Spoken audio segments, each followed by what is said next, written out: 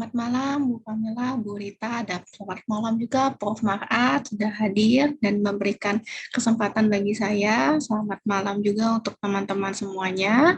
Di sini saya akan mencoba mempresentasikan penelitian saya saat itu, yaitu pengujian struktur faktor pada constructive scale for suicide ideation dengan individu dewasa awal. Boleh lanjut, Har? Oke, lanjut lagi. Terus. Oke, ini dibuka aja boleh. Nah, jadi untuk pertamanya ada latar belakang. Jadi latar belakangnya adalah bunuh diri ini merupakan fenomena masalah kesehatan dunia menurut WHO tahun 2019. Nah, WHO juga melaporkan bahwa setidaknya ada 1 detik terdapat 1 orang yang melakukan bunuh diri di seluruh dunia. Nah, sebagian besar atau 79% dari angka bunuh diri ini terjadi pada negara-negara dengan pendapatan rendah dan menengah, dengan usia berusia 15 sampai 29 tahun. Nah, salah satu negara yang sedang berkembang adalah Indonesia. Indonesia ini juga tidak luput dari tingkat kematian akibat bunuh diri. Menurut data juga, Indonesia ini mengalami peningkatan. Misalnya di tahun 2010, yaitu angka bunuh diri sebesar 5.000 orang per tahun, dan ini kemudian meningkat seperti di tahun 2012, meningkat menjadi 10.000 jiwa per tahun. Nah, jadi dari angka-angka ini, WHO mengemukakan bahwa setidaknya ada 1 orang di Indonesia mengalami bunuh diri setiap 1 jam. Angka ini juga membuat Indonesia menempati urutan 103 dari 183 negara dan urutan ke-9 di ASEAN dengan kasus bunuh dirinya. Tapi banyak juga kasus bunuh diri yang tidak tercatat di Indonesia karena banyaknya stigma yang dipegang oleh masyarakat Indonesia ini. Misalnya, rasa malu yang dialami keluarga, menjaga kehormatan almarhum, diabaikan oleh lingkungan, dan diremehkan juga. Oleh sebab itu, banyak kasus-kasus bunuh diri yang tidak tercatat di Indonesia. Dan juga di Indonesia sendiri, menurut penelitian yang dilakukan oleh Inti Mata Jiwa atau Lembaga Pemerhati Bunuh Diri pada tahun 2019, didapati bahwa usia-usia yang individu yang mengalami bunuh diri adalah usia-usia yang produktif. Nah, sehingga bunuh diri ini menjadi fokus permasalahan pada saat ini. Menurut David Klonsky dan May tahun 2015, memberikan penjelasan bahwa diperlukannya pemahaman yang lebih dalam mengenai proses dasar dan upaya yang berakhir dengan kematian untuk mengembangkan strategi dalam mencegah bunuh diri serta mengembangkan intervensinya. Nah, menurut Beck et al. Tahun 1979 mengemukakan bahwa individu yang ingin melakukan bunuh diri pastilah memiliki ide bunuh diri di awalnya. Oleh sebab itu, ide bunuh diri ini muncul sebelum adanya upaya bunuh diri atau melakukan bunuh diri sehingga tepat untuk menilai ide bunuh diri dalam memprediksi resiko bunuh diri di kemudian hari. Lanjut, Hartina. Oke, dibuka aja, Pak. Oke, nah ide bunuh diri ini biasanya dikaitkan dengan major depressive disorder atau kita kenalnya dengan depresi. Menurut WHO sendiri tahun 2019, salah satu pemicu bunuh diri adalah depresi. Kalau di DSM sendiri, sesuai yang kita tahu, salah satu simptom dari major depressive disorder ini adalah adanya ide bunuh diri. Nah, menurut Beck, berdasarkan penelitian yang dilakukan Beck et al. Tahun 1993, mengemukakan bahwa depresi ini dapat memperkirakan individu memiliki ide bunuh diri sebesar 2,5 kali lebih besar dibandingkan gangguan mood lainnya. Oleh sebab itu, konstruk atau ide bunuh diri ini dapat dioperasionalkan dengan lebih luas, yaitu sebagai pikiran dan gagasan mengenai kematian, perilaku merugikan diri sendiri yang serius, dan pemikiran yang berkaitan dengan perencanaan, pelaksanaan, dan hasil mengenai perilaku bunuh diri. Salah satu alat ukur yang dapat digunakan untuk mengukur ide bunuh diri adalah alat ukur yang disusun oleh Beck et al. Tahun 1979 yang diberi nama Scale for Suicide Ideation atau tercatat dengan singkatan BSS tahun 1991. Kenapa BSS? BSS ini digunakan untuk mengukur intensitas niat bunuh diri secara sadar atau keinginan untuk merusak diri sendiri dan juga mencangkut ancaman bunuh diri yang telah diekspresikan dalam bentuk perilaku terbuka atau diucapkan kepada orang lain. Nah, BSS ini telah disusun berdasarkan pengamatan yang sistematis dan wawancara terhadap pasien yang akan bunuh diri dan menghasilkan daftar-daftar yang menonjol mengenai perhatian, keinginan, pola pemikiran, dan pola perilaku. BSS sendiri terdiri dari 19 butir. Selain itu, banyak juga peneliti yang sudah menggunakan BSS ini. Salah satunya adalah penelitian yang dilakukan oleh Butterham et al. Tahun 2015 yang meneliti mengenai a systematic review and evaluation of measure for suicidal ideation and behavior in population-based research. Tujuannya untuk mengidentifikasi alat ukur yang dapat digunakan untuk mengetahui individu dewasa yang paling berisiko bunuh diri. Hasil dari penelitian ini didapatkanlah bahwa BSS adalah memiliki potensi yang paling besar untuk mengidentifikasi individu yang beresiko bunuh diri. Di Indonesia sendiri, banyak juga yang melakukan penelitian menggunakan BSS ini. BSS ini awalnya memiliki 5 indikator, yaitu active suicidal desire, planning atau preparation, passive suicidal desire, complement, dan intensity of suicidal ideation. Namun, peneliti Beck kemudian menemukan bahwa adanya 2 indikator yang tidak dapat ditafsirkan, sehingga menjadi 3 indikator, yaitu active suicidal desire, preparation, dan passive suicidal desire. Kemudian peneliti lain menemukan, yaitu Stier et al. Tahun 1993, bahwa indikator dari BSS ini ada 3, yaitu desire for death, passive suicidal desire, preparation for suicide, and active suicidal desire. Kalau peneliti lain yaitu Holden de Lisle tahun 2005 mendapati terdapat 2 indikator dalam BSS, yaitu preparation dan motivation. Di Indonesia sendiri yang menggunakan BSS ini ada beberapa, namun juga memiliki berbeda dalam hal indikatornya. Ada 2 peneliti yang menggunakan 3 indikator dalam BSS, ada 1 peneliti yang menggunakan 5, dan sisanya atau peneliti lain hanya menggunakan alat ukur BSS tanpa menyebutkan indikator yang digunakan. Oleh sebab itu, saat itu saya tertarik untuk menguji struktur faktor BSS yang sesuai untuk dewasa awal di Indonesia. Lanjut, Har. Kita masuk ke tinjauan teorinya. Next. Di tinjauan teori yang pertama ada ide bunuh diri. Ide bunuh diri seperti yang saya sudah sampaikan tadi, ide bunuh diri ini adalah pikiran dan gagasan mengenai kematian, perilaku membunuh diri sendiri yang serius, dan pemikiran yang berkaitan dengan perencanaan, pelaksanaan, dan hasil mengenai perilaku bunuh diri. Faktornya yaitu ada pengangguran, misalnya perceraian, isolasi sosial, peristiwa traumatik, penyakit mental, kronis maupun fisik, dan adanya tingkat resiko yaitu low risk, high risk, dan very high risk. Alat ukur yang digunakan ada Best Scale for Suicidal Ideation dengan indikator intensity of suicidal ideation, yaitu sejauh mana individu berkeinginan untuk mengakhiri hidup. Kemudian kalau indikator complement yaitu upaya yang dilakukan untuk menyembunyikan ide atau rencana bunuh diri.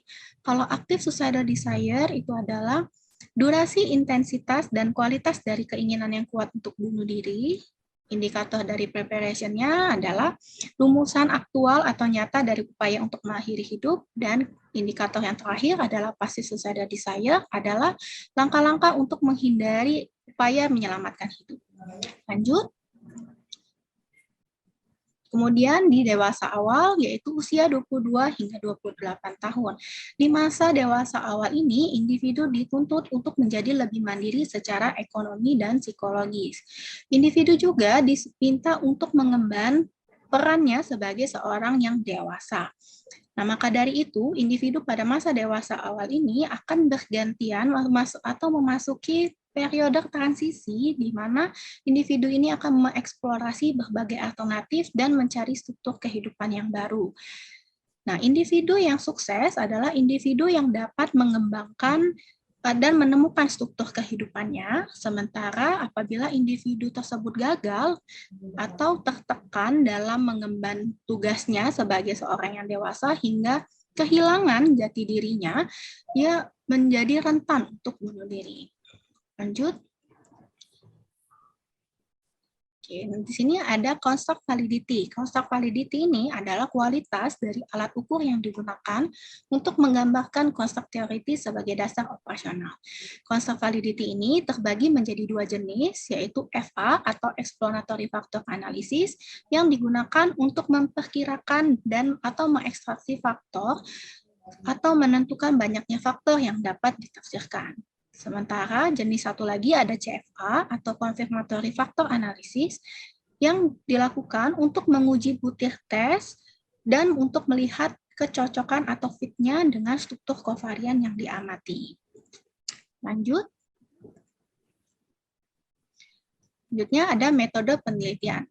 Dari partisipan, saya menggunakan metode teknik propulsive sampling, yaitu adanya kriteria yang saya tetapkan bagi partisipan yang yaitu berusia 22 hingga 28 tahun yang memiliki ide bunuh diri dan atau gejala depresi selama 2 minggu terakhir, serta individu yang tidak memiliki ide bunuh diri.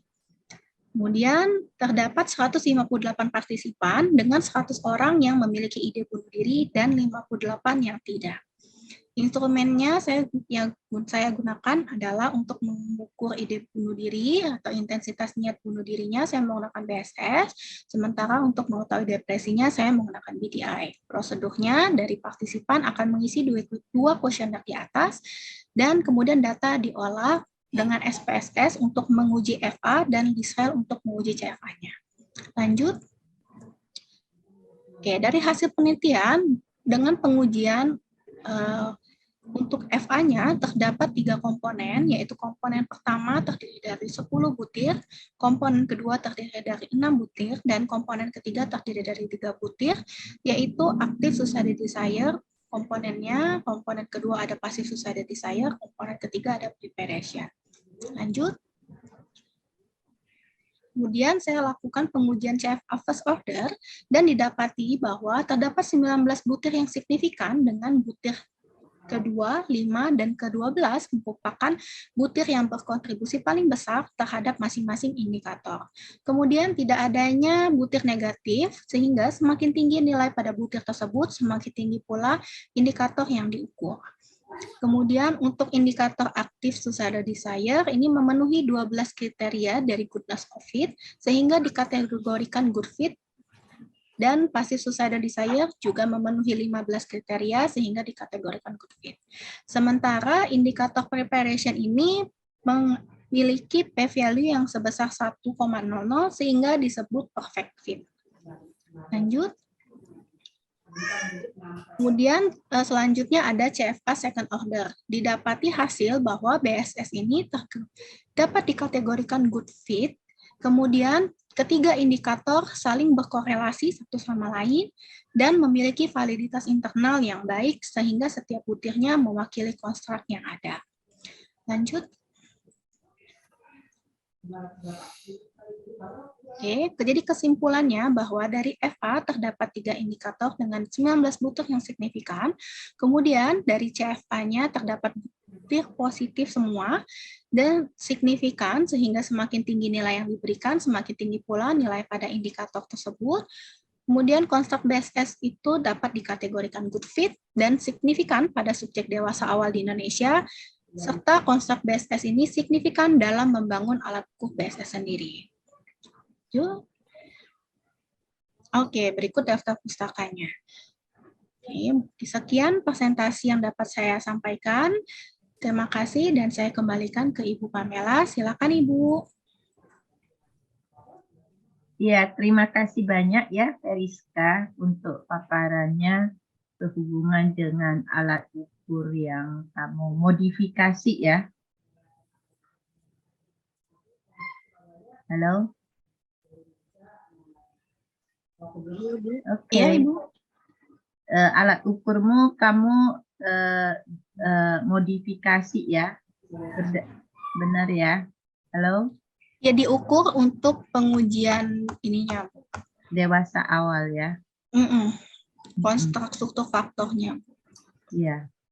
Oke. Sekarang mungkin ada yang mau bertanya. Ini menarik juga ya. Menarik sekali. Tadi saya memang juga pernah dengar ya beberapa kasus begitu ya. Dan saya ingin tanya ya. Pertama-tama saya tanya kenapa Veriska tertarik ya untuk membuat alat ukur ini. Kalau kita pelajari statistik tentang ini ya, tentang ide bunuh diri atau orang yang benar-benar bunuh diri di Indonesia ini, kalau dihitung urutannya itu adalah 171 ya dari 183 negara. Berarti kan berada di posisi cukup bawah ya, artinya bagus gitulah. Artinya Indonesia tidak banyak orang ingin bunuh diri ya, begitu kalau saya anggapnya ya. Terus kenapa, apa urgensinya sehingga Veriska merasa ini perlu diteliti ya? Oke, Bu. Sebelumnya Indonesia itu menempati urutan ke 103, Bu, dari 183. Gitu. Jadi di tahun berapa ya itu? Di tahun 2019 nih, kebetulan. Oh ya, berarti saat Anda lagi ini ya, lagi mau meneliti itu ya. Iya. Soalnya sekarang berada di posisi 171. Jadi turun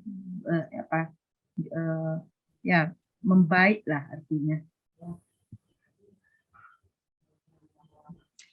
Oke, mungkin ada yang mau bertanya atau Bu Rita mau menambahkan dulu, silakan.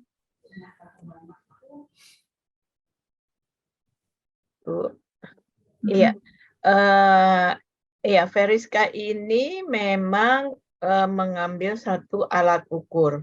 Jadi kita sebenarnya kalau dalam tesis bisa menguji alat ukur, gitu ya Bu ya. Nah, karena apa? Karena alat ukur ini dari sisi indikatornya tidak konsisten, Bu. Ya, istilahnya apa Veriska? Dimensi atau indikator? Indikator, Bu. Indikator. Ada yang menggunakan 5 indikator, ada yang 3 indikator, ada yang sama sekali tidak menggunakan indikator tersebut. Jadi hanya menggunakan tesnya aja, BSS. Padahal indikator itu adalah sesuatu yang penting. Yang penting kalau di dalam sebuah tes itu adalah lebih detail kalau kita berbicara dengan di indikatornya, jadi tidak melihat secara keseluruhan. Nah, fenomena alat ukur ini ternyata dipakai seperti itu, khususnya di Indonesia. Setelah kita amati khususnya di Indonesia, ini ada apa gitu? Kenapa mereka kenapa mereka berbeda-beda menggunakan indikatornya? Kenapa mereka ada yang tidak menggunakan indikatornya? Ada masalah apa sih gitu di alat ukur ini? Atas hal tersebut, maka Veriska kalau ada alat ukur yang seperti ini, bagaimana Bu mengujinya? Kok nggak ada konsistensi dari para pengguna alat ukur BSS ini? Nah, Veriska sendiri tertarik dengan alat ukur BSS karena keterkaitannya dengan kondisi Indonesia yang masih di bawah ya kalau dibandingkan secara internasional. itu masih waktu itu 180 berapa Veriska? 103 Ibu dari 183 dan nomor 9 di ASEAN.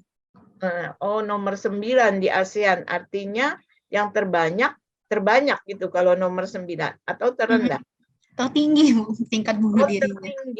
tertinggi ya, berarti tingkat bunuh dirinya di ASEAN ya. Nah, bagaimana mencegahnya? Setidaknya ada alat ukur BSS. Nah, tapi kenapa kok penggunaannya BSS kok berbeda-beda gitu digunakannya? BSS ini juga kan sebenarnya bisa sebagai screening untuk mendeteksi orang ini punya keinginan atau tidak. Para psikolog biasanya menggunakan BSS ini sebagai screening. Kemudian maka kemudian Veriska tertarik untuk menguji dari sisi alat ukurnya, yaitu melakukan struktur faktor. Jadi butir-butirnya semuanya sama seperti alat ukur aslinya, hanya diuji ulang kembali mengenai struktur dari alat tes tersebut. Dalam hal ini struktur faktor-faktor pada alat tes tersebut. Begitu Bu, mengenai latar belakang Veriska, kenapa sampai kok strukturnya saja gitu. Kenapa nggak diadaptasi semuanya? Jadi kalau di alat ukur ada pengujian hanya sebagian, yaitu salah satunya dengan struktur faktor, ada dari sebuah alat tes. Ada yang melakukan yang namanya adaptasi alat ukur. Nah, ini dia menguji keseluruhannya dari sebuah alat ukur. Ada yang mengkonstruksi, artinya membuat baru. Nah, Veriska memilih karena waktu juga ya Veriska ya waktu itu. Veriska memilih COVID, Bu. Kenapa? COVID waktu itu, Bu. Oh, COVID. Oh iya, COVID juga ya. Benar, awal-awal dari COVID ya. Iya. Awal 2019 ya kalau nggak salah ya. Iya, Bu, benar. Iya. Jadi kita yang tadinya tatap muka, kita rutin melakukan konsultasi, kemudian pindah pertama kali menggunakan online ini ya. Iya. Nah, di situ kemudian Veriska memilih struktur faktor. Jadi struktur faktor itu merupakan berbeda dengan adaptasi. Nah, kemudian yang kedua adalah banyak sekali peneliti-peneliti yang menghubungi Veriska dan saya untuk menggunakan alat ukur ini.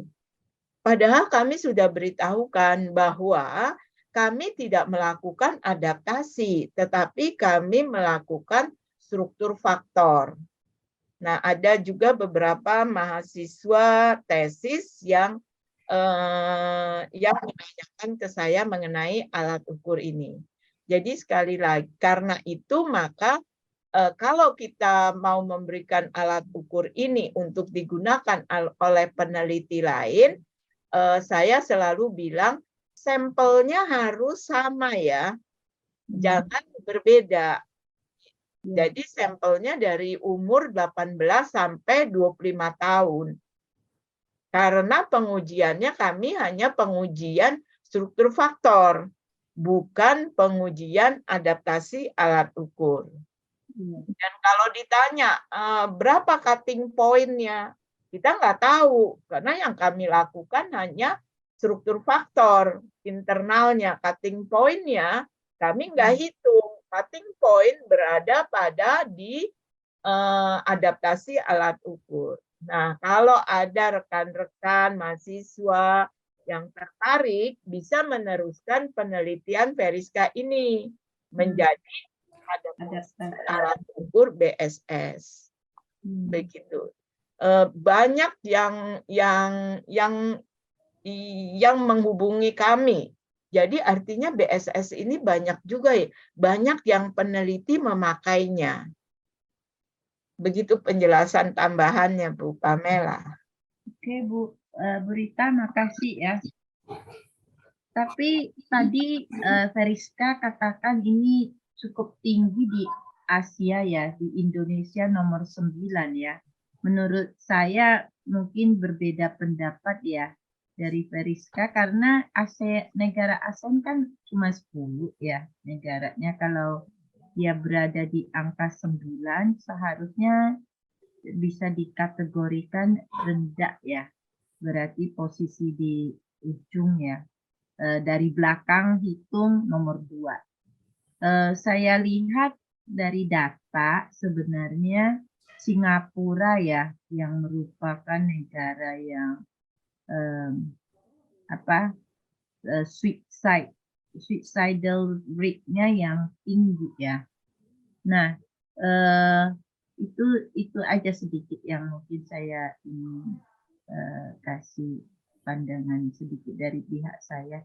Kemudian saya juga melihat ya itu yang punya yang berhasil ya, bahkan yang berhasil bunuh diri itu adalah yang laki-laki ya. Mungkin saat Veriska lagi lakukan penelitian ini, tentunya pasti banyak membaca ya berbagai hal tentang kondisi suicidal ideation ya, yang nanti juga ada kaitannya dengan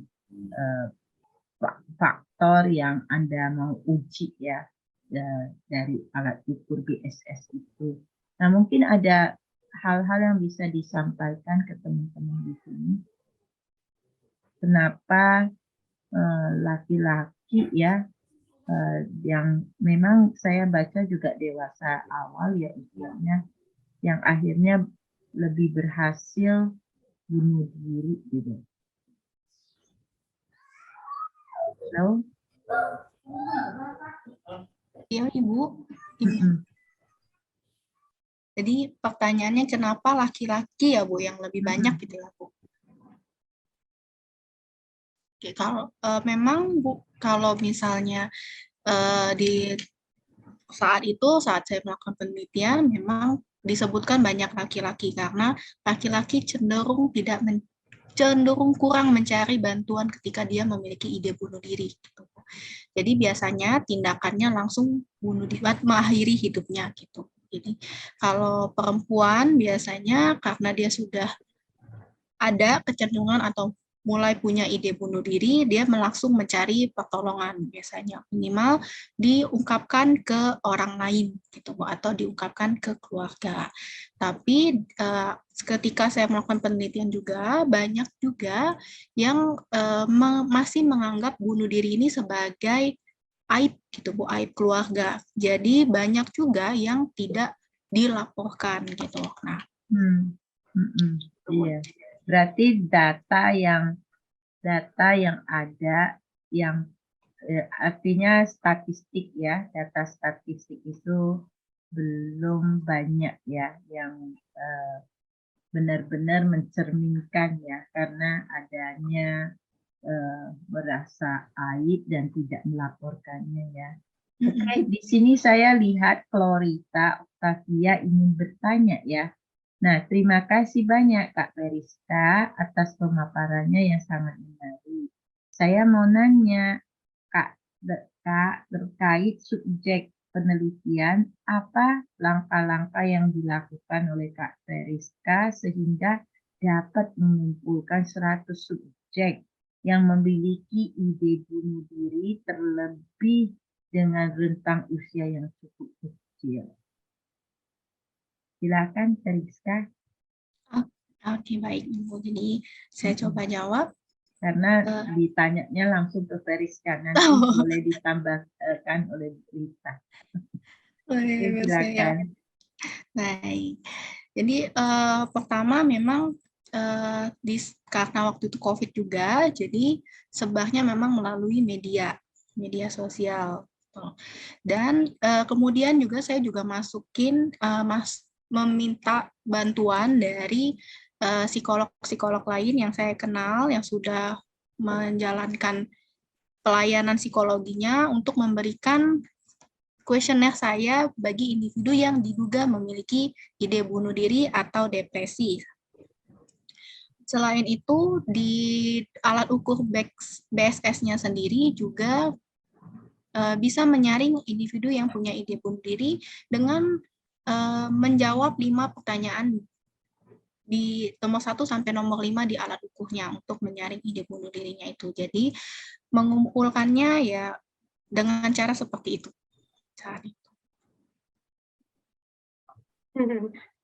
Oke.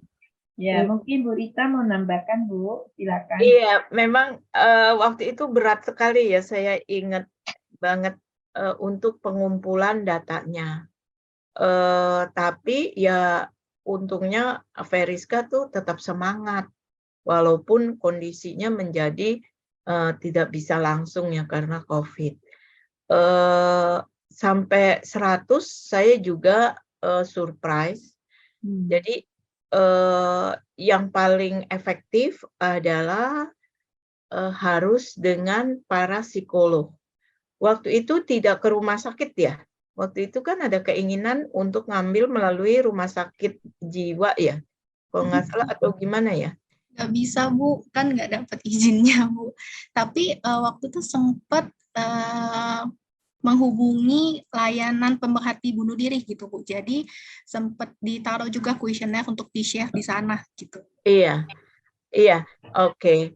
Dan karena kuesionernya itu dia 5 pertanyaan pertama ya, yang kita bisa kategorikan bahwa dia termasuk orang yang punya ide bunuh diri atau tidak. Jadi screeningnya dari alat ukur tersebut, ya. Itu jadi kita nggak bikin lagi gitu sebuah screening. Alat ukurnya berarti cukup baik. Ya. Berarti pakai alat ukur yang ada ya untuk screeningnya. Iya, Bu. Alat ukurnya memang yang ada. Iya. Kemudian juga kalau nggak salah juga pada saat itu waktu, dan yang kedua kalau adaptasi harus minta izin dulu gitu ya, Veriska. Saya keinget jadinya. Iya, Ibu, minta izin. Lama atau tidak, kita tidak mendapatkan izin ya untuk diadaptasi, atau dia kita kan korespondensi, lama ya korespondensinya. Banyak di menghubungi gitu, Bu. Karena back sendiri kan saat itu jauh kan ya, Bu, jadi susah untuk menghubungi yang bersangkutan gitu. Iya, backnya ada di negara mana ya? Di mana waktu itu ya, kayak Iya, pokoknya kita melakukan korespondensi ya. Iya, itu. Nah, kalau kita tidak ini kan kita tidak mengutak-ngatik dari si alat ukurnya. Jadi sebenarnya kita tidak menerjemahkan alat ukurnya. Kalaupun ada kebutuhan untuk pengambilan data, itu terjemahannya lebih ke terjemahan penelitian, ya, terjemahan untuk penelitian.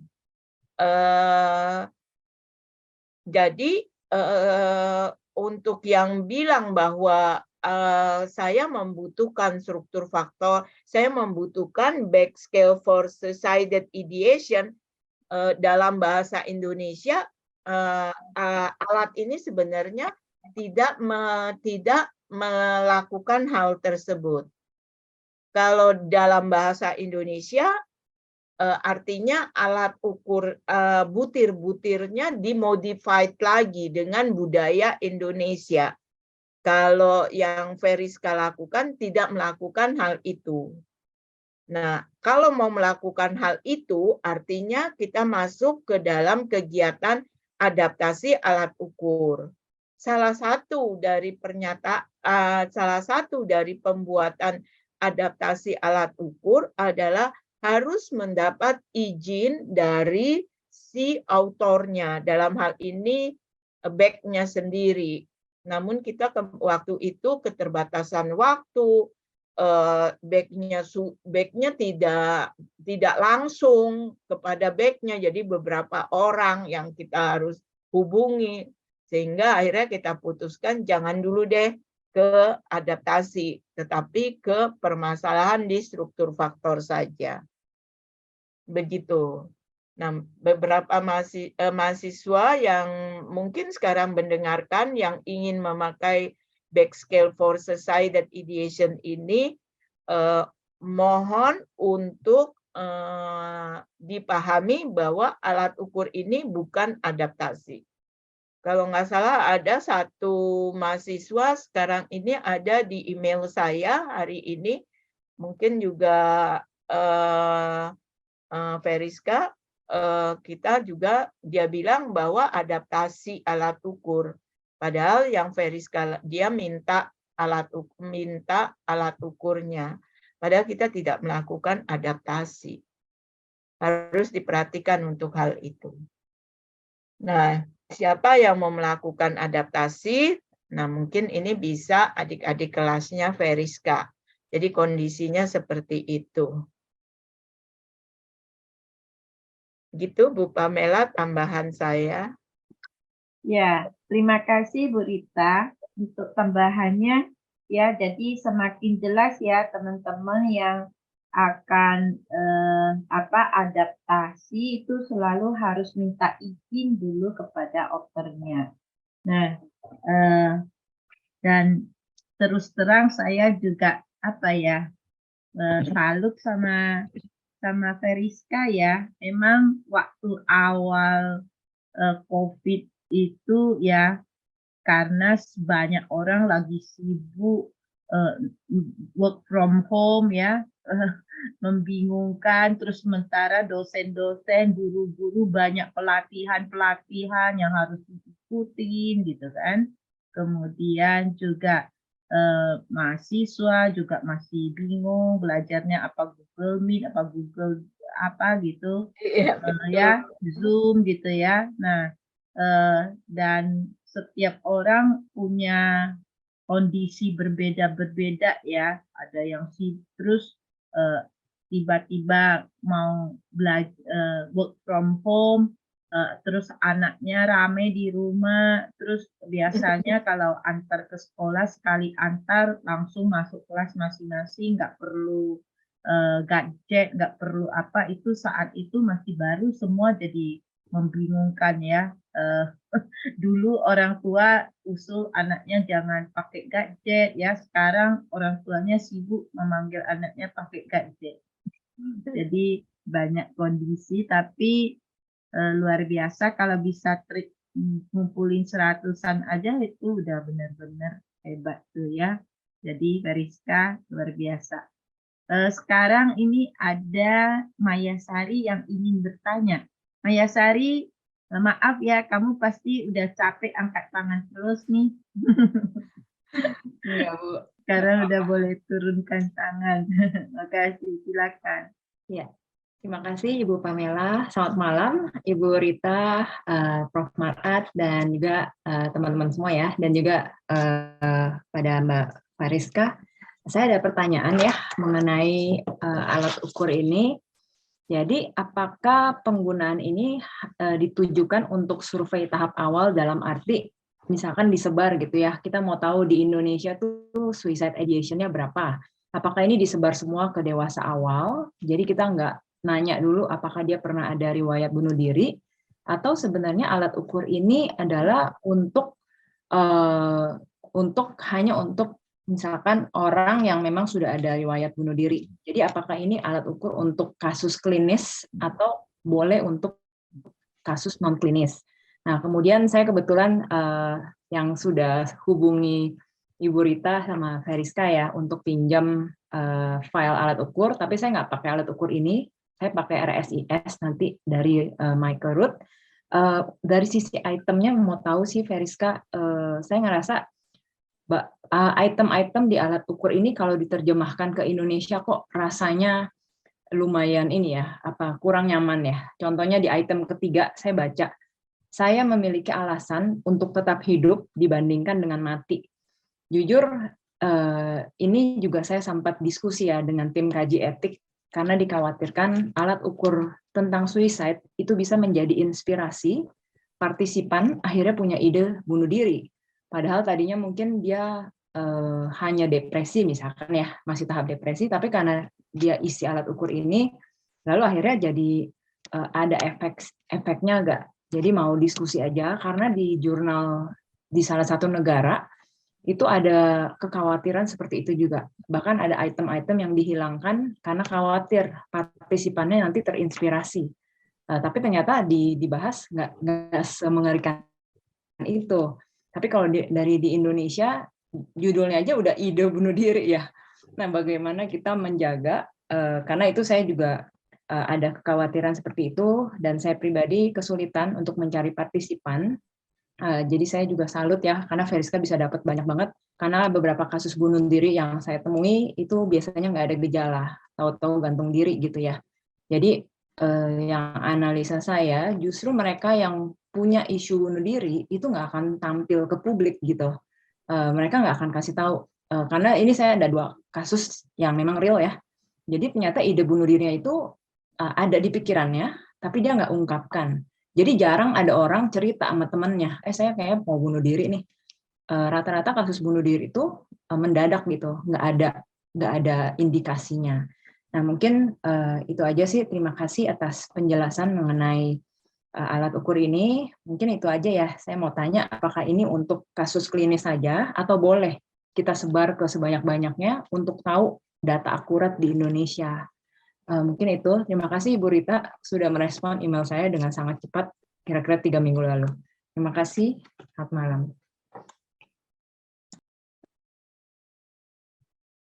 Oke, silakan Veriska. Oke, Bu. Terima kasih. Terima kasih ya, Maya Sari, untuk pertanyaannya. Juga waktu itu kita udah pernah kontak-kontak juga gitu ya di WA dan sebagainya. Dan memang penelitian yang saya lakukan ini kan memang menguji struktur faktor nih. Nah, jadi ya memang isu di Indonesia ini ide bunuh diri itu nggak cuma di Indonesia, tapi kalau ada sudah ide bunuh diri itu biasanya agak konotasinya tuh negatif gitu ya. Nah, makanya dari itu di penelitian saya ini saya mengambil juga individu yang mengalami depresi gitu, karena salah satu simptom depresi ini adanya di DSM juga disebutkan bahwa adanya ide bunuh diri gitu. Nah, jadi untuk klinis atau enggak atau harus disebarin itu mungkin agak ini ya, agak pertanyaannya gitu. Cuman karena saya memang menguji struktur faktornya, jadi saya mengambil yang memang ada ide bunuh dirinya gitu, atau dia ada simptom depresinya gitu, untuk diketahui ide bunuh diri, tingkat ide bunuh dirinya, dan untuk penelitian ini yaitu struktur faktornya itu. Plus juga saya juga ada ungkapkan di baik jurnal maupun di penelitian saya bahwa memang perlu juga untuk mengadaptasi lagi terkait dengan bahasa yang digunakan. Karena seperti yang Bu Rita bilang, memang saya tidak mengutak-ngatik alat ukurnya. Gitu. Jadi memang apa yang saya lakukan itu ya dari alat ukurnya itu. Gitu. Jadi nggak diubah, dan saya juga menyarankan bagi peneliti-peneliti lain untuk melakukan adaptasi, sehingga bahasanya juga mungkin lebih enak dan sebagainya, dan sesuai dengan budaya kita. Mungkin gitu. Kalau Ibu Rita mungkin Bu, silakan Bu, ada tanggapan. Iya, kalau saya dengan tegas ingin mengatakan bahwa Beck Scale for Suicide Ideation adalah alat ukur yang digunakan di klinis. Jadi dia tidak bisa yang non klinis, karena ini kan ada sebuah simptom tertentu. Jadi ini adalah alat ukur yang tergolong klinis. Dia masuknya adalah harus dilakukan oleh psikolog.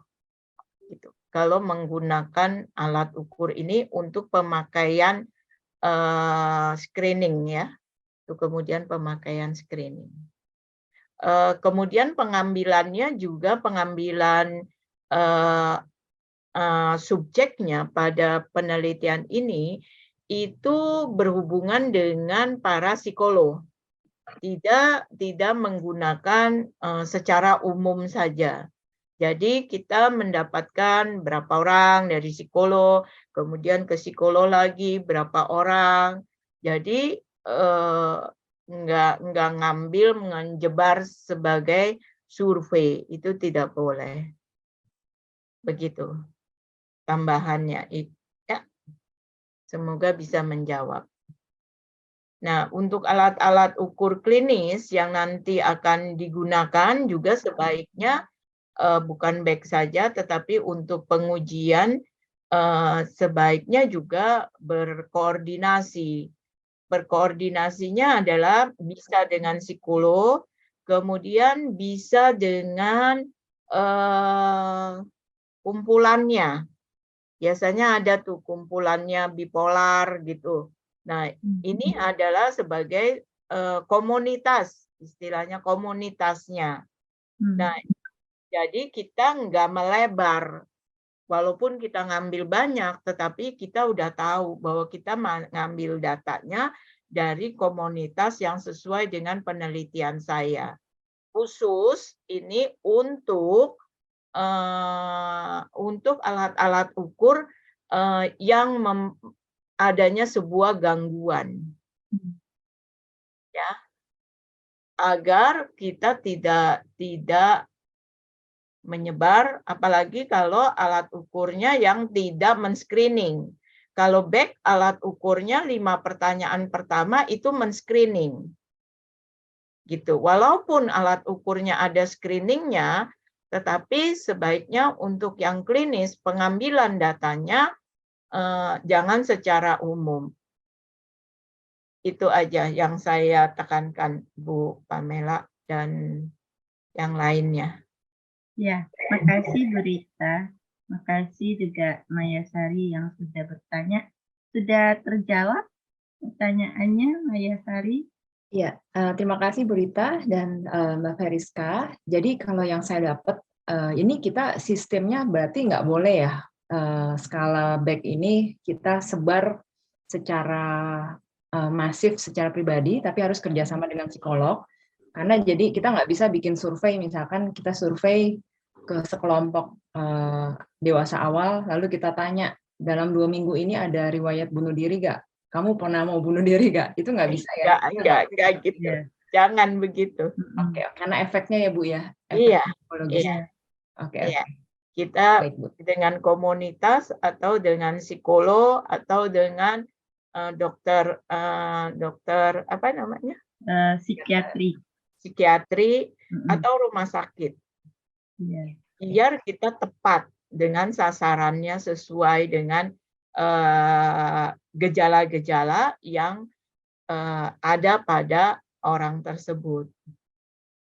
Orang kalau kita suicidal ideation gitu juga seperti tadi yang dicontohkan Maya Sari, orang juga nggak akan mau menjawab dengan benar gitu. Atau bisa memicu gitu. Jangan begitu ya. Jangan, artinya hubungannya dengan psikolog gitu ya, komunitas. Ya. Beberapa yang membuat alat ukur, yang menguji alat ukur biasanya dengan psikolog atau komunitas. Kami tidak menyebar pada dewasa awal gitu, tidak. Ya. Ya. Itu juga sebenarnya. Ya, sebentar. Maya Sari masih mau bertanya kan? Iya. Nah, sebentar ya, saya nyambung dulu ya. Karena saya jadi tertarik mau nanya sama Feriska dan Bu Rita ya.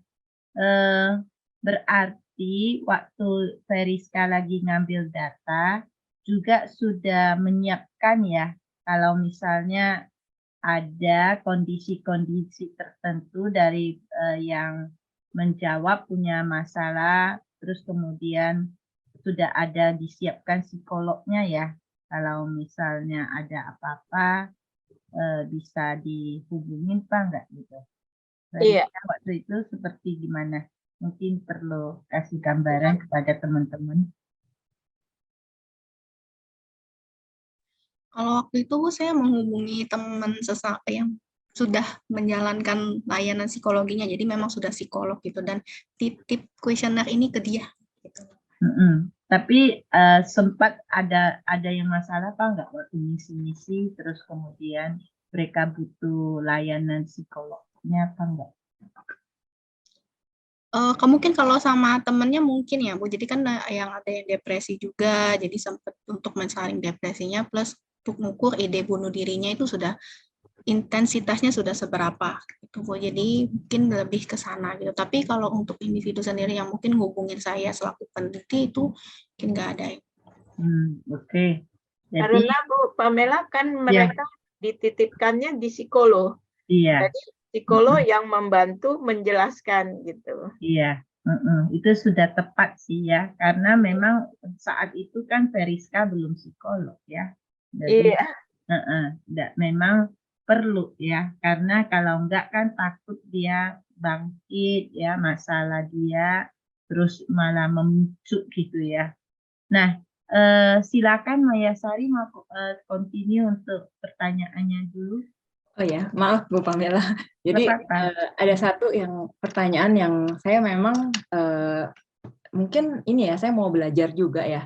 Apakah di Indonesia ini ada perbedaan ya dengan metode penelitian di negara lain? Karena di jurnal-jurnal negara lain, saya lagi cari ya, tapi nanti saya nggak ketemu, saya belum ketemu.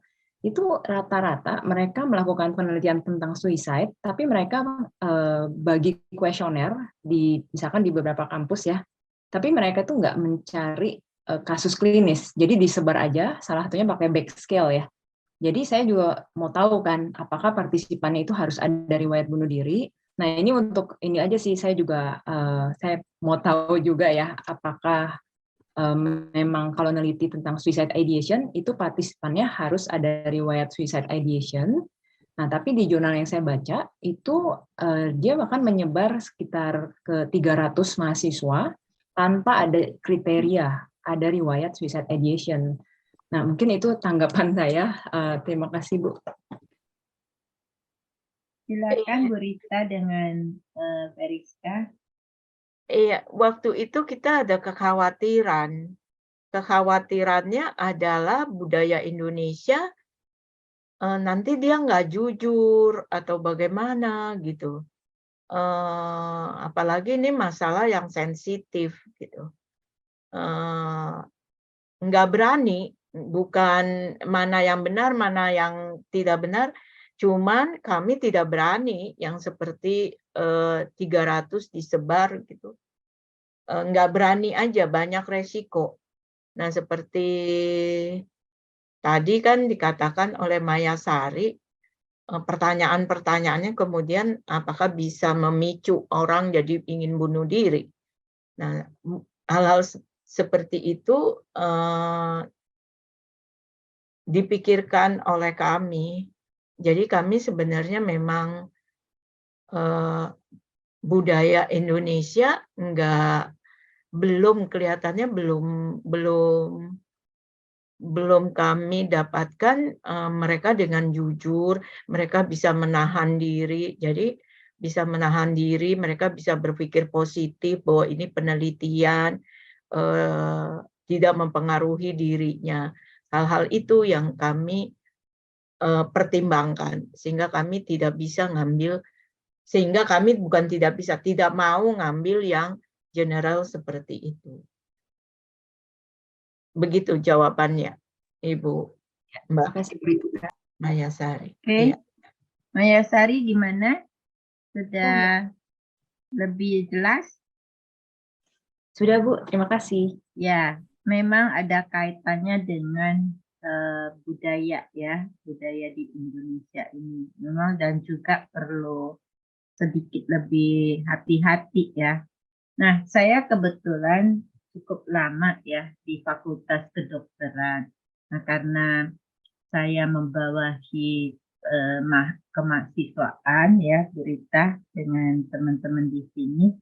Jadi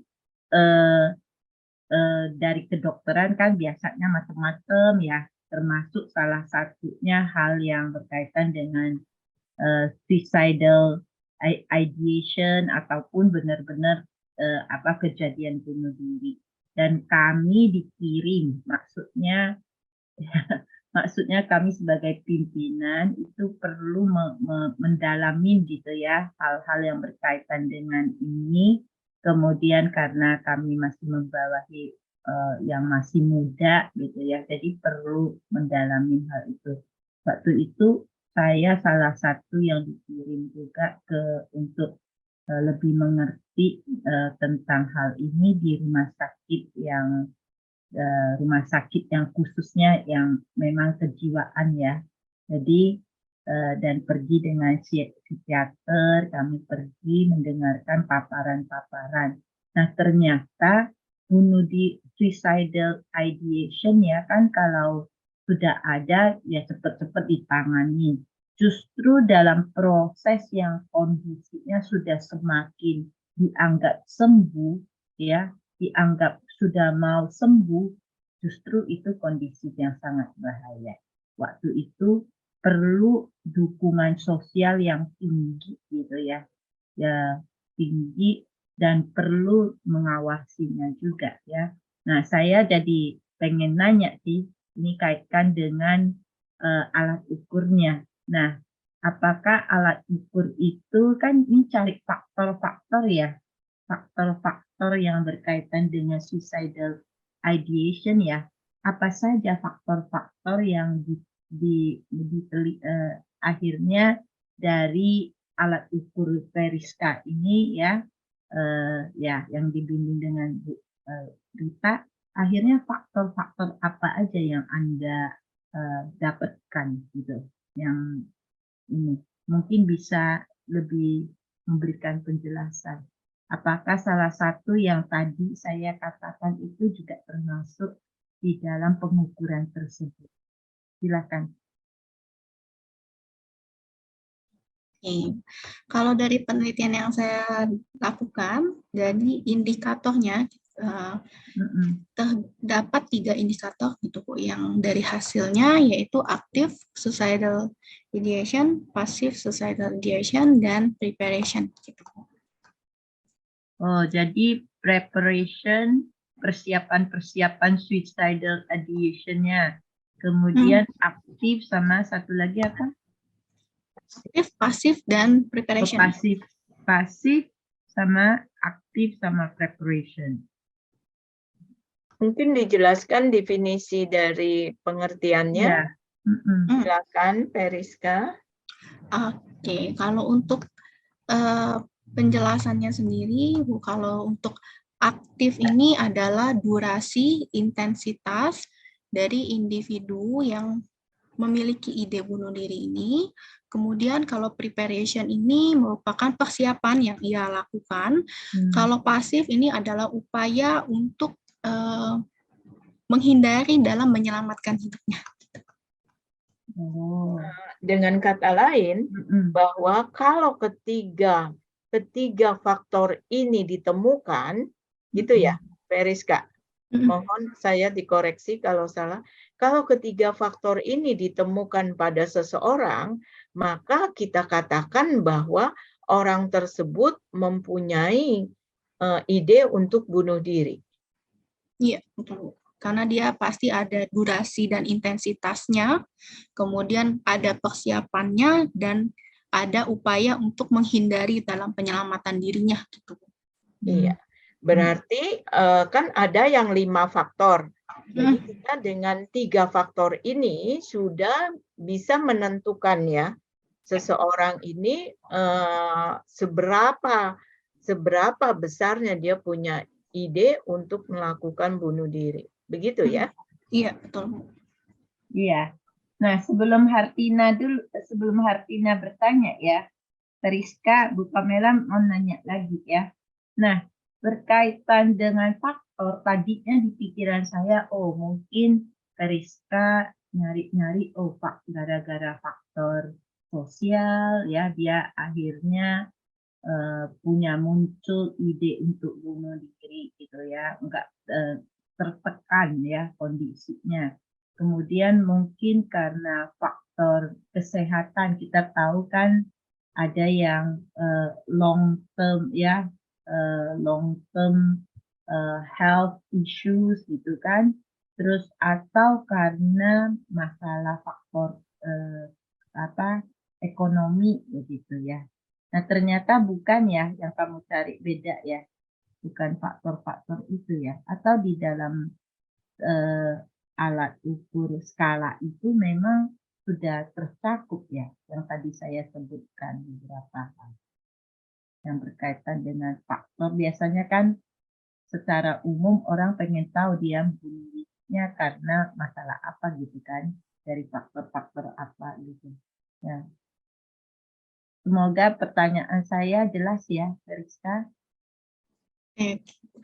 Mungkin kalau faktor untuk ide bunuh diri mungkin tadi ya Bu, banyak memang sebenarnya faktor-faktornya, dan mungkin tidak bisa mungkin dikelompokkan ini pasti faktornya tuh ini tuh nggak bisa gitu ya Bu. Dan peneliti yang saya lakukan atau penelitian saya ini memang untuk melihat apakah construct back ini terdiri dari beberapa indikator gitu, atau indikator apa yang menyusun si back scale for suicide ideation ini gitu Bu. Jadi kalau faktor itu bukan fokus dari penelitiannya Bu, justru karena ide bunuh diri itu atau orang yang memiliki ide bunuh diri faktornya itu bermacam-macam. Bahkan menurut penelitian yang dilakukan oleh Parleman et al. Tahun 2011 tuh potensi resiko bagi seseorang untuk mengakhiri hidupnya tuh ada berbagai Bu, dan memang yang paling tinggi adalah kesulitan ekonomi, perceraian, perpisahan, duda atau janda, isolasi sosial, peristiwa traumatis, dan adanya penyakit mental krisis dan kronis tadi. Oke, terima kasih Veriska. Silakan Hartina yang sudah angkat tangan. Iya, selamat malam, Bu Rita, Prof. Maat, Bu Pamela. Saya tertarik banget sama topik malam hari ini ya. Maaf nih kalau pertanyaannya agak-agak di luar gitu ya, mungkin ya sebisanya aja sih, memang ada beberapa pertanyaan nih ya. Mungkin saya agak skip atau gimana, tapi tadi saya pengen tahu untuk alat ukurnya ini diberikan kepada partisipan dalam bahasa apa nih, bahasa Indonesia ataukah bahasa Inggris gitu kan. Karena kan kita tadi tidak berusaha merubah-rubah gitu ya, entah saya yang ke-skip atau gimana kayak gitu. Lalu yang pertanyaan yang selanjutnya, hasil dari alat ukurnya itu seperti apa gitu ya? Apakah ada kategorinya nih, rendah, sedang, atau tinggi, atau kayak gimana hasilnya kayak gitu. Nah, terus kan ini kan alat ukurnya 5 tadi ya, 5 butir itu untuk screening ya. Terus apakah, saya pengen tahu nih, apakah emang ada lanjutannya alat ukurnya ya, atau memang cuma 5 untuk screening aja gitu ya.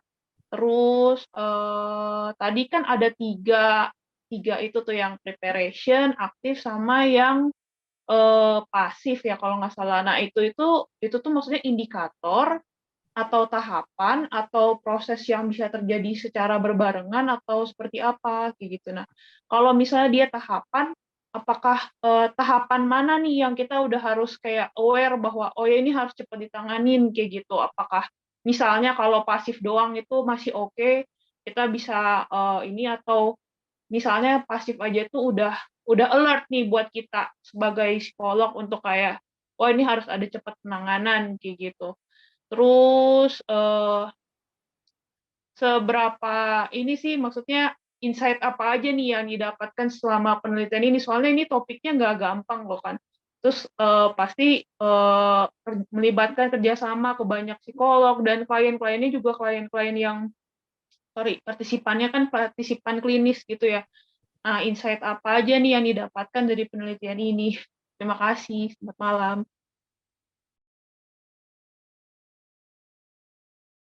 Terima kasih Hartina. Silakan Veriska dan Bu Rita. Masih kedengaran ya suara saya? Masih, Bu. Terima kasih. Silakan. Oke, mungkin ini Hartina tertarik terus jadinya pertanyaannya banyak banget nih ya. Jadi takut ada yang nggak kejawab nanti. Jadi sebelumnya aku jelasin dulu deh mungkin untuk Hartina, mungkin kalau BSS itu kan Base Scale for Suicide Ideation. BSS itu punya 19 butir gitu. Tapi butir pertama sampai butir kelima itu untuk screening gitu. Nah, terus dari BSS sendiri kan tadi seperti yang sudah saya bilang bahwa indikatornya itu atau untuk menyusun BSS ini kan ada macam-macam indikatornya. Tadi ada 5, ada 3, terus ada 2 juga sempat gitu. Nah, jadi diuji lagi oleh saya untuk mengetahui sebenarnya ada berapa sih indikator dari BSS itu gitu. Nah, ternyata ada 3 tadi yang saya sebutkan, aktif, pasif, dan preparation. Nah, untuk Hartina bilang apakah itu tingkatan? Bukan, itu bukan tingkatan. Itu indikator dari alat ukurnya gitu. Nah, jadi kalau misalnya dibilang apakah memenuhi salah satu aja itu udah gawat, enggak gitu. Dia di BSS ini ada juga pengujian untuk tingkatannya gitu. Jadi untuk skor tingkatannya itu dia ada juga untuk menentukan ini tinggi, rendah atau sedang. Tinggi, sedang, tinggi, rendah atau sedang gitu. Jadi ada 3 tingkatannya gitu kan. Nah, ini bukan berarti ini adalah tahapan tadi kalau misalnya satu ini nggak ada berarti itu nggak juga sih gitu. Dan ini juga kalau dari tadi pengujian FA-nya yang ada di PPD juga kalau misalnya butirnya itu beda nggak urut gitu. Jadi nggak cuman saya komponen 1 kan ada 10 butir. Itu bukan dari 1 sampai 10 gitu. Tapi nomor 1, 2, 3, 4, 6, 7, 8, 9, 15 dan 16. Jadi nggak ada yang saya kalau ini isinya yang ini pasti aktif itu enggak gitu. Jadi dia harus ngisi semuanya sampai 19 butir itu dan baru dilihat nih. Gitu dia tinggi, rendah atau sedang gitu. Nah, kemudian apalagi tadi pertanyaannya ada yang terlewat nggak? Yang tadi bahasa Indonesia atau bahasa Inggris dikasihkannya ya? Oh, karena orang Indonesia mungkin susah untuk menafsirkan bahasa Inggris, jadi diubah ke bahasa Indonesia, tapi dengan bahasanya bahasa Inggris itu gitu. Jadi mentah-mentah ditranslatekan gitu untuk membantu aja sebenarnya. Nah, memang di penelitian saya juga bilang untuk diadaptasi sehingga disesuaikan lagi bahasanya dengan budayanya dan sebagainya dengan kan diadaptasi juga menggunakan ahli bahasa gitu. Mau saya nggak salah gitu. Jadi untuk lebih mudah, lebih sesuai lagi alat ukurnya. Iya, terima kasih, Cak. Thank you. Oke, terima kasih banyak ya, Veriska yang sudah memberikan jawaban untuk Hartina. Hartina, cukup pertanyaannya? Cukup, Bu. Oke, silakan dong teman-teman yang lain yang mungkin tertarik dengan ini uji faktor ya, skala dari ide bunuh diri. Ya, mungkin saya menambahkan, Bu. Boleh, Bu. Iya. Terima kasih. Iya, di bidang klinis itu banyak sekali alat ukur yang belum diadaptasi. Padahal kalau saya sebagai psikometri itu pertanyaan-pertanyaannya itu sangat terkait dengan budaya. Itu. Apalagi alat-alat ukur yang model seperti suicide ideation ini ya, di mana untuk menetapkan apakah klien ini punya masalah atau punya gejala atau tidak. Nah, ini kan sangat berpengaruh sekali dengan budaya. Kesempatan buat para clinician bukan hanya untuk kebutuhan tesis saja, tapi ketika Anda menjadi psikolog, sebenarnya juga bisa untuk melakukan adaptasi. Ya, dan bisa Anda masukkan ke artikel jurnal. untuk mendapat kalau di review kan di artikel jurnal untuk mendapat pengakuan bahwa adaptasi yang Anda lakukan itu baik gitu ya. Memang sesuai dengan budaya Indonesia. Yang terjadi sekarang ini justru menerjemahkan saja alat tersebut. Padahal harus dilakukan yang namanya adaptasi, di mana faktor budaya Indonesia ikut berperan di situ. Begitu Bu Pamela. Ya Bu, Rita setuju banget tuh ya, banyak alat ukur masih berbudaya, masih kebarat-baratan ya, yang tidak Iya, sesuai dengan kondisi ASEAN, khususnya Indonesia, sehingga kalau tidak dilakukan tidak ada alat ukur yang tepat, hasilnya juga tidak mencerminkan ya. betul Bu, gitu. Iya, Makanya harus ada kehati-hatian pemakaiannya. iya. Jadi teman-teman di sini ya, khususnya mahasiswa yang lagi ngambil S2 ya, tentunya ekspektasi dari kampus ya, dan ekspektasi Anda sudah berada di tingkat yang lebih tinggi dari pendidikan S1 ini bisa memberikan kontribusi ya, yang berarti untuk masyarakat khususnya ya, selain untuk menyelesaikan tesis Anda. Jadi mohon kalau lagi buat tesis itu kita selalu menuju kepada manfaatnya kelak. Makasih. Masih ada apa enggak yang masih ingin bertanya? Memang kalau bicara alat ukur ya, gampang-gampang susah ya, Bu Rita Iya, dan Veriska. iya Bu. Tapi bukan gampang-gampang susah kali ya. Ya kalau yang statistiknya serahin aja ke psikometri kan gitu ya Bu ya. Nanti kebutuhan di praktisi sebagai psikolog itu apa? Ya, alat ukur yang mana yang perlu diadaptasi? Ya kita bisa fakultas psikologi Untar bisa bekerja sama dengan psikolog-psikolog itu untuk mengadaptasi. Nah, itu sangat bagus sekali. Ya, hari ini mudah-mudahan masih banyak yang itu ya, yang baru dilantik psikolog itu ada hadir di ruangan ini ya. Kalau hadir, Bu Pamela ya ingin mengucapkan ya selamat ya buat Anda-Anda yang sudah dilantik hari ini.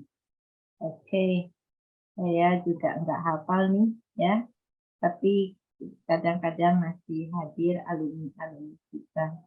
Oke, masih ada pertanyaan satu atau dua lagi, kita masih ada waktu. Halo. Nah, ada apa enggak? Kalau belum ada yang angkat tangan ya, saya jadi kepingin untuk kasih Veriska sedikit waktu ya. Veriska mungkin mau cerita-cerita sedikit ya. Tips Anda untuk adik-adik kelasmu yang lagi berjuang menulis tesis nih. Ya, mungkin bisa kasih tips supaya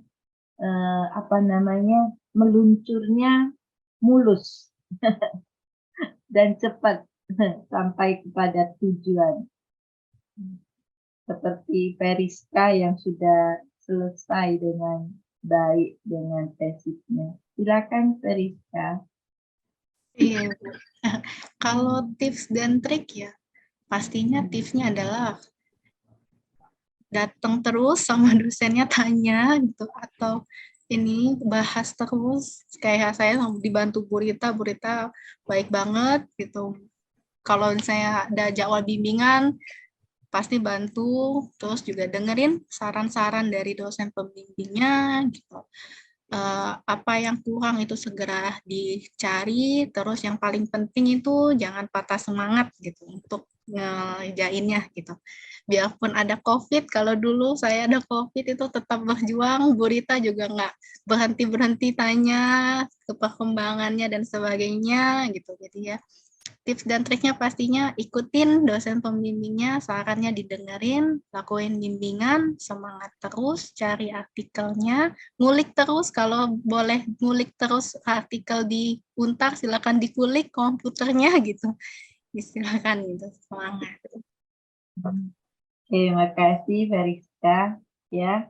Nah, mungkin Bu Rita mau nambahin Bu untuk persiapan-persiapan dalam hal waktu mau ujian begitu ya.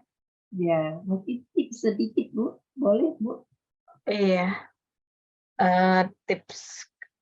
tipsnya ya betul tadi seperti yang Veriska bilang, ya pokoknya jangan sampai lepas dengan dosen pembimbing. Harus ya mungkin tidak dosen pembimbingnya kelupaan gitu ya, tapi Anda yang harus terus-menerus ya berhubungan dengan dosen pembimbing. Jangan sampai lepas. Kalaupun misalnya Anda mengatakan, wah dosen pembimbing saya tidak menguasai ini, kan ada dosen yang lain. Jadi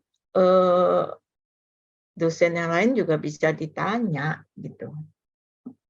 Dosen olah datanya biasanya tuh ya tanya saya lah gitu ya, untuk S2, S1 tanya saya lah, nanti saya berikan pemahaman gitu. Kalau menjelang ujian, nah kalau menjelang ujian itu mahasiswa biasanya tuh kepalanya udah penuh tuh. Sehingga karena kepalanya penuh, banyak yang kelupaan. Nah, saya ingat waktu disertasi saya sendiri. Itu kan kalau S3 banyak banget ya ujiannya. Nah, kelar-kelar ujian-ujian terus, udah gitu pengujinya 7 orang. Kalau hal itu saja yang jadi apa, aduh bagaimana, pasti Anda susah diri Anda.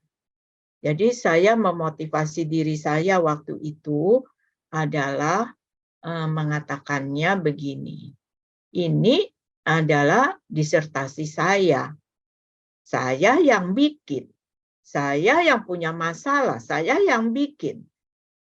Nah, artinya yang paling tahu adalah saya, bukan yang paling tahu penguji. Kalau penguji memberikan saran, itu supaya saya bisa bertambah baik disertasi saya. Tapi yang tahu segala-galanya adalah saya. Jadi dengan kata lain, jelaskanlah sebaik mungkin mengenai tesis Anda. Nah, disitulah muncul yang namanya percaya diri Anda dengan materinya. Jadi kalau penguji memberikan saran, kalau Anda tidak setuju di ujian, Anda bisa memberikan pendapat karena Anda yang paling tahu. Nggak ada orang yang lebih tahu tesis Anda kecuali diri Anda sendiri. Nah, supaya menjadi tahu, maka siapkanlah materinya sebaik mungkin. Nah, ketika Anda browsing dan ujung-ujungnya nanti akan kembali kepada yang semula. Itu artinya Anda sudah belajar keseluruhannya dari materi penelitian kita. Nanti akan ada pada titik, kok ini lagi ya pendapat orang di artikel, kok ini lagi ya. Kan ini sama dengan artikel yang saya baca yang ke 120 itu. Artikelnya kan sama. kembali lagi. Nah, itu artinya Anda sudah menguasai masalah. Gitu.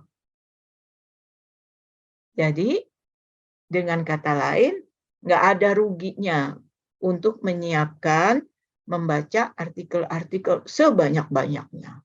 Justru di situ menambah perbendaharaan Anda untuk menjawab ujian-ujian tersebut. Begitu Bu Pamela, pengalaman saya. Ya, baik Bu Rita. Terima kasih banyak ya sudah kasih tips ya. Intinya kita tekun ya, kita jangan give up ya, Iya. terus bertanya ya, terus mendapatkan pengarahan dari pembimbing ya, dan jangan pernah give up, itu yang paling pertama penting. Iya. Oke. Mungkin ada yang mau bertanya. Rima, ingin bertanya kah Anda? Hal-hal praktis juga nggak apa-apa ya, Bu. Ya, terima kasih. Tadi Rima sudah kasih heart ya untuk Bu Rita yang memberikan penjelasan ya. Jadi kami yang udah selesaikan tesis atau disertasi ya, artinya sudah tahan banting menghadapi banyak kesulitan ya, dan itu akan baik ya untuk semakin bisa menguasai beberapa hal-hal yang kita yakini gitu ya, yang kita udah baca, kita yakini. Memang apa ya, kuncinya di banyak membaca. Oke, tadi ini ada Maya Sari mau bertanya lagi, karena masih ada waktu. Saya izin ya Bu Rita dengan Veriska akan berikan kesempatan lagi ke Maya Sari untuk bertanya. Silakan. Iya, terima kasih Bu Pamela. Sebenarnya saya mau pertanyaan praktis sih untuk Veriska ya. Jadi ada dua sih. Yang pertama, apa inspirasi awal sehingga memilih topik ini? Apakah ada melihat fenomena dari lingkungan terdekatkah? Lalu yang kedua, bagaimana cara Veriska itu bisa menjaga stamina sebagai peneliti ya, khususnya membaca jurnalnya tentang suicide mulu. Intinya sebagai peneliti, gimana supaya tetap sehat juga sih secara mental. Mungkin itu saja. Terima kasih banget.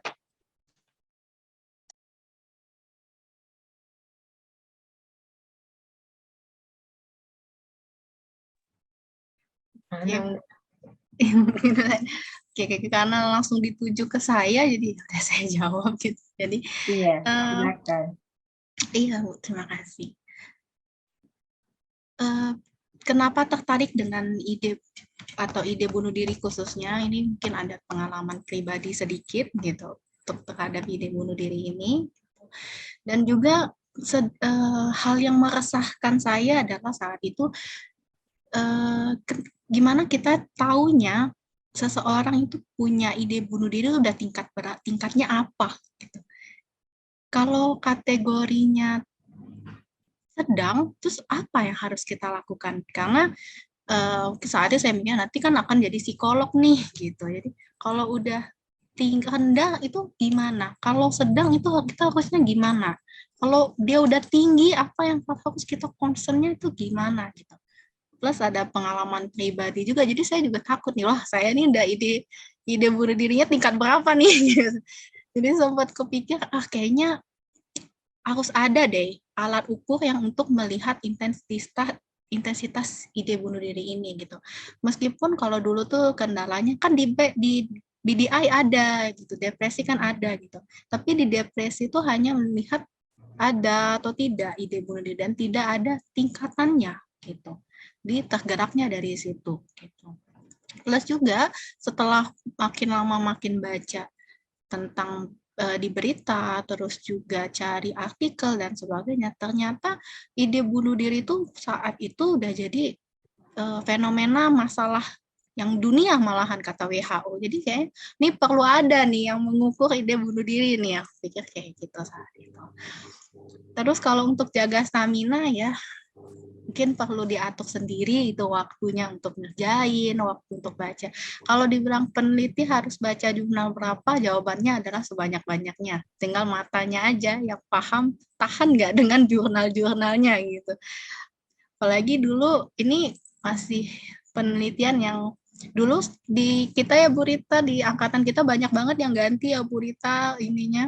Nggak cuman penelitian tentang alat ukur, tapi juga banyak juga yang ganti jadinya untuk yang lihat banyak jurnal-jurnal itu kan ya Bu, sempat systematic review. Oh ya, systematic review gitu kan ya. Meta-analisis. Ya, meta-analisis. Itu Karena lebih banyak lagi baca jurnalnya Bu. Iya. Iya betul. Karena kondisi waktu itu kan nggak bisa ngambil data. Jadi mereka pakai secondary data. Ya. Bentar Ibu. Itu perlu kita sendiri yang bagi waktunya, kegiatan kita sendiri sesuai kalau kita ngerasa kita bisa lakukan, kita perlu juga maintain jam-jamnya, berapa banyak kita ngabisin waktu di sana. Perlu yang paling penting adalah kita juga perlu ngobrol sama teman-teman nih gitu. Kalau dulu sempat untuk bimbingan dengan Bu Rita tuh dengan 3 teman lainnya gitu. Jadi sebelum bimbingan cerita dulu gitu. Setelah bimbingan ya cerita lagi kaminya gitu. Untung nggak ini cerita sama Bu Rita, nanti Bu Rita habis waktunya dengan dengerin kami cerita gitu. Tapi ya paling penting lebih banyak dukungan sosial dari teman, keluar juga untuk healing lah kata anak-anak sekarang gitu. Jadi kita sendiri yang perlu maintain diri kita sendiri. Kalau dirasa butuh bantuan orang silakan datang cari bantuan. Kalau dirasa butuh teman silakan cari temannya. Dirasa butuh dosen pembimbing ya harus butuh datang dosen pembimbingnya gitu. Mungkin dari saya gitu ya. Terima kasih. Veriska sangat rajin untuk bimbingan. Dan selalu bimbingannya bertiga atau berempat ya. Gitu. Berempat, selalu Bu. bersama-sama, berempat ya, selalu bersama-sama, selalu bersama. Habis kita, Bu. Iya. Dan mungkin buat itu ya, buat diskusi lagi ya karena bersama-sama itu ya, Veriska. Ya, saya baru tahu gitu. Ada peneliti ini juga kan Bu di satu bimbingan dengan Ibu ada juga yang mau adaptasi alat ukur Bu, tapi waktu itu sempat nggak jadi, jadinya sistematika review gitu kan. Iya betul, iya benar. Oke, terima kasih banyak ya Veriska, ya sudah banyak memberikan insight kepada semua teman-teman adik-adik kelasmu ya. Nah, kalau masih ada yang mau bertanya ya. Satu lagi ya pertanyaan, masih ada? Kalau tidak ada lagi, saya akan minta Hartina untuk membantu. Kita akan memberikan sertifikat ya kepada para narasumber kita malam hari ini. Sangat berterima kasih kepada Dr. Insinyur Rita Markus Idul Filastri, MPC T ya sebagai narasumber kegiatan forum diskusi dengan tema uji struktur faktor pada skala ide bunuh diri di hari ini tanggal 9 November 2022. Sertifikat ini ditandatangani oleh Ketua Prodi dari Fakultas Psikologi Unpad, Bapak Dr. P. Tommy Suyasa, psikolog. Bu Rita, kami serahkan sertifikat ini secara virtual. Mohon diterima. Terima kasih Ibu Pamela. Ya, terima kasih banyak Bu Rita untuk waktu dan sharingnya ya. Nah, yang berikutnya kami akan serahkan sertifikat kepada Veriska Marsiana Kesuma, MPC Psikolog. sebagai narasumber malam hari ini 9 November 2022 di kegiatan FDI dengan tema uji struktur faktor pada skala ide bunuh diri yang ditandatangani oleh Bapak Tommy Suyasa, psikolog, Ketua Prodi dari Studi Psikologi Jenjang Magister Universitas Tarumanegara. Rizka, silakan diterima sertifikat yang kami sampaikan secara virtual ini. Baik, Bu. Terima kasih, Bu. Ya, makasih banyak ya untuk waktu dan sharingnya. Dan mudah-mudahan senantiasa kita punya kaitan ya antara alumni dengan fakultas ya. Nah, nanti sertifikat ini akan dikirimkan oleh staf dari FDI ya, yang ke email masing-masing narasumber.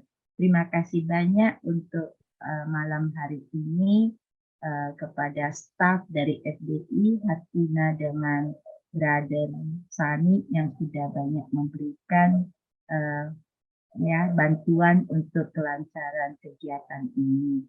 Dan kami juga berterima kasih banyak kepada Prof. Maraat yang setia ya hadir di FDI memberikan dukungan kepada kegiatan ini, dan juga tentunya mahasiswa-mahasiswa dari UNTAR dan mungkin ada tamu-tamu dari luar UNTAR juga kami sangat senang atas partisipasinya.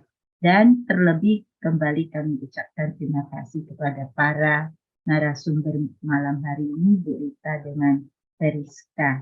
Kami percaya bahwa hari ini kami semuanya sudah banyak belajar tentang hal alat ukur yang dilakukan uji struktur skalanya ya. Terima kasih banyak kepada semuanya. Selamat malam. Izin Bu, dokumentasi dulu. Oh ya, sorry. Untung diingatkan sama si Hartina. Ya, jangan lupa kita berfoto. Walaupun malam kita masih tetap cantik-cantik. Ayo, Hartina, kita foto dulu. Cantik dan ganteng. Pada para peserta bisa dimohon untuk membuka kameranya untuk kita bersama-sama mengambil dokumentasi kegiatan FGI malam ini. Ya, masih ada yang mau buka kamera mungkin?